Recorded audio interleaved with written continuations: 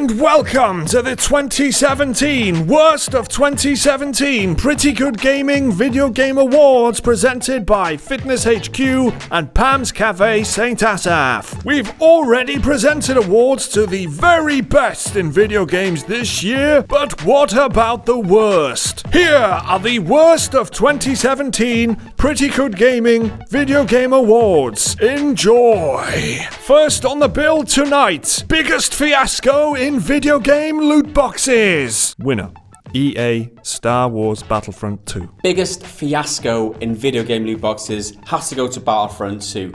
The game wasn't even in a released state when all this shit got kicked up about it. Everyone's talking about loot boxes in Battlefront 2. It was never released with loot boxes. That's how bad the loot boxes were. This thing is a behemoth. Everybody's picked up on it in the media. Everybody's talking about it. They're looking at legislating and looking at gambling in video games because of this game. What they did to the Star Wars franchise is a complete aberration. They should be ashamed of themselves. They should never have even contemplated trying to scam people out of their money in the way that they have done. I mean, it just leaves me with a horrible, horrible feeling in the pit of my stomach, as it does many other people, I'm sure. Ugh, EA, sort your shit out. The WTF Special Award for Depressing Business Decisions in Gaming. Winner, EA, closure of Visceral Games. Now, there's a lot of depressing business decisions that have happened in 2017, but maybe none more so than the closure of Visceral Games, the people who made Dead Space, which was absolutely phenomenal as a series, in my opinion. I absolutely love those games. And they were working on something that looked promising, on a Star Wars linear kind of Star Wars experience, not too dissimilar to something like Uncharted, I guess. EA just shut that stuff down, and apparently it was because the project was a mess, but we have since learned from various sources and things like that, not us personally, just, the internet. EA couldn't see any money-making potential in it. They said as much in their own statement. They said they needed to readjust the game to be more consumer friendly or whatever, and so they can add multiplayer into it, and in other words, add microtransactions into it. There was just basically no way of adding microtransactions to this awesome cinematic linear Star Wars game that the studio was working on. So not only did they can the game, but they also canned the flipping studio, and they're going to just try and do something else with Star Wars. What a shame. What an absolute shame. And still, years and years after EA were given the Star Wars license, we've only had, two pretty underwhelming Star Wars Battlefront games. Worst recommendation from a friend. Winner, Jake Kulkowski, Ghost Recon Wildlands. Ghost Recon Wildlands and Jake Kulkowski, who recommended this game to us for some co-op action, and I ended up playing it for 2 hours, then uninstalled it. So yeah. Congratulations. Woo. Thanks, Liam. So Ghost Recon Wildlands was an undisputedly great game that unfortunately fell. Shut up, Jake!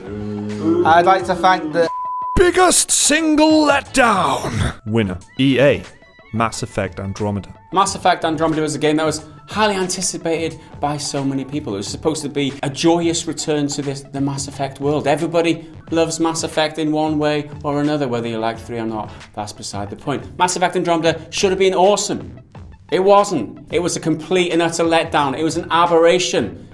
I've said that word a lot of times today. It was horrible, okay? It was absolutely horrible. It released in no fit state. They squeezed out the door before, maybe even a year before they should have. They should have just worked on this game until it was complete. What happened? The game flopped. The studio got disbanded. EA, again, they've just fucked everyone. Again, they fucked everybody. Why? Just so they could make some more money. Again.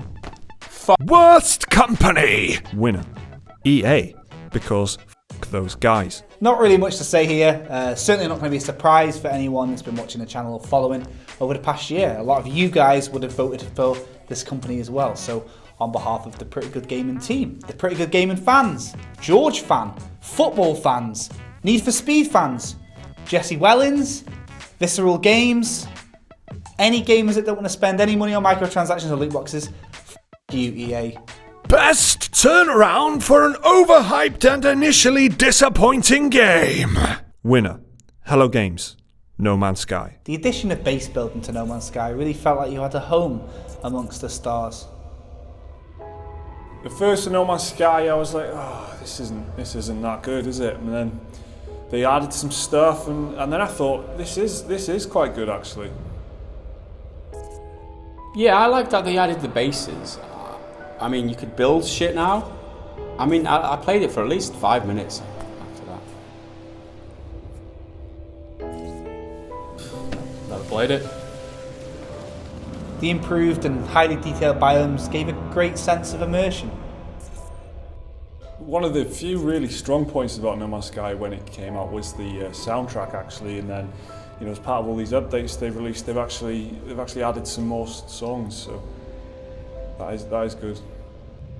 I'm still not sure about the speed that you fly your ship on the surface of planets, though. It seems to go really slow. I don't know if they got their inspiration from Star Wars about the slow ships, whatever. I mean, it is what it is. Have you found a planet that you'd prefer to live on instead of Earth?